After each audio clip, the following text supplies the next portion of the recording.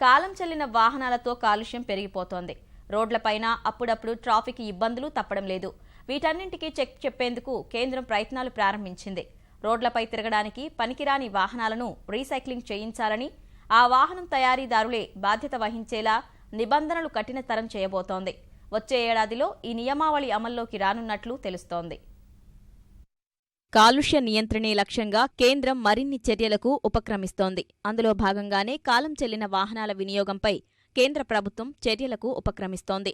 వీటి విషయంలో కఠినమైన నిబంధనలు అమల్లోకి తీసుకురావాలని కసరత్తు చేస్తోంది. పర్యావరణ, న్యాయ మంత్రిత్వ శాఖల అనుమతి, మంత్రిమండలి ఆమోదం అనంతరం 2017 ఆరంభంలో ఈ నిబంధన అమల్లోకి రావచ్చు. కాలం చెల్లిన వాహనాలను తయారీదారులే కొనుగోలు చేసి రీసైక్లింగ్ చేసేలా నియమావళి మార్చనుంది. వాహన విచ్ఛేదక, రీసైక్లింగ్ కేంద్రాల ఏర్పాటుకు ఆటో తయారీ సంస్థలకు ఏడాది నుంచి 3 ఏళ్ల గడువు ఇచ్చే అవకాశం ఉంది.